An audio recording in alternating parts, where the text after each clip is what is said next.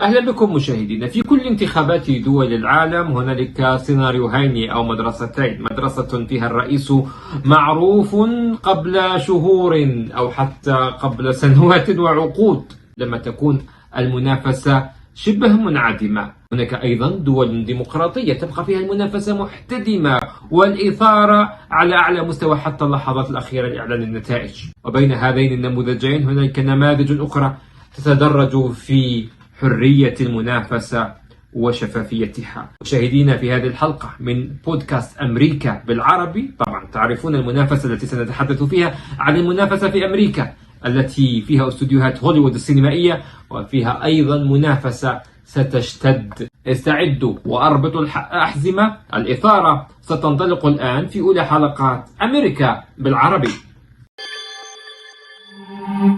وقبل إجراء الحزبين الديمقراطي والجمهوري الانتخابات التمهيدية التي سيختاران فيها من سيمثلهما في الانتخابات، هنالك شبه إجماع أو أرقام ثابتة.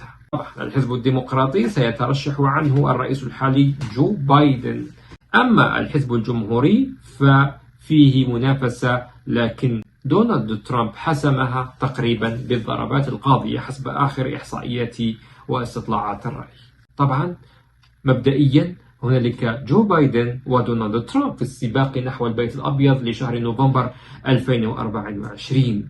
بينهما مناكفات كثيرة واتهامات متبادلة وحتى دعاوى قضائية. يقول كل طرف منهما بأن الطرف الآخر يحاول استغلالها. تسييس القضاء واللعب على أوتار القضاء هي تهمة شائعة بين الرجلين هذه الأيام.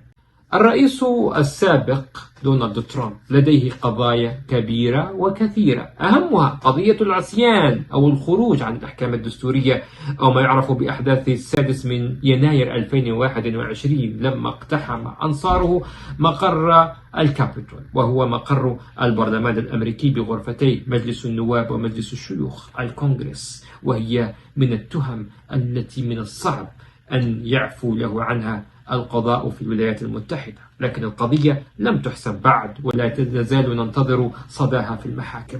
تهم أخرى تتعلق بتهربه من دفع الضرائب هنا في ولاية نيويورك حيث نتواجد، حيث كل فترة وأخرى يحل ترامب هنا أمام المحكمة وتطارده الكاميرات ويعاد طرح الأسئلة: أين هي أموال الضرائب التي ننتظر والتي تستحقها عنك الخزينة العمومية يا سيد دونالد؟ هناك أيضا تهم أخرى بإخفاء وثائق في منتجع مار أليغو في ولاية فلوريدا. هنا أيضا فيه تهم كثيرة، وثائق بالغة السرية أخفاها الرئيس السابق. وهناك أيضا تهم أخرى تبدأ من إعطائه مبالغ مالية لممثلة إباحية لإخفاء علاقة محرمة بينهما في عام 2016 قبل الانتخابات التي فاز فيها عن منافسته هيلاري كلينتون، وقضايا أخرى. بينما منافسه الرئيس الحالي هو أيضا لديه قضية وثائق، لكن قضية الوثائق بالنسبة لبايدن تختلف عن ترامب من حيث كمية هذه الوثائق ومن حيث سريتها، فالأمر هنا بسيط نوعا ما. لكن ما يؤرق بايدن أكثر هو الفضائح المتعلقة بأفراد من عائلته: ابنه، شقيقه، ابنته، كلهم متهمون بأنهم حصلوا على صفقات بصورة غير شرعية أو منح وتسهيلات بصورة غير شرعية وتهرب من الضرائب. والسبب هنا هو بايدن، ليس بايدن الرئيس، بل حتى بايدن لما كان نائبا للرئيس باراك أوباما. هذه أيضا تهم يتابع فيها. طبعا المحكمة العليا ستحكم في قضية دونالد ترامب في شهر فبراير المقبل. أقل من شهر ستعرض قضية من أهم القضايا في القضاء الأمريكي والمتعلقة بالانتخابات الرئاسية. لماذا هذه القضية مهمة مشاهدينا؟ لأنها هي القضية الوحيدة عمليا التي يمكن أن تحول بينها وبين ترشح دونالد ترامب للرئاسة، لأنها في التعديل 14 للدستور الأمريكي يقول: لا يحق لمن تمرد عن أحكام الدستور أن يترشح أو أن يتولى منصبا عاما، هكذا يقول الدستور.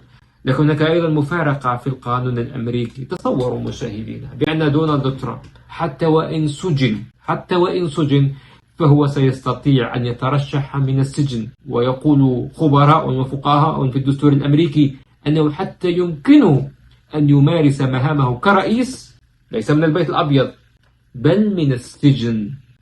هذا إذا لم يصدر عفوا لنفسه بنفسه ويخرج من السجن. تلك مفارقات أمريكية كبيرة سنلقاكم وسنشرحها في حلقات مقبلة بحول الله من أمريكا بالعربي.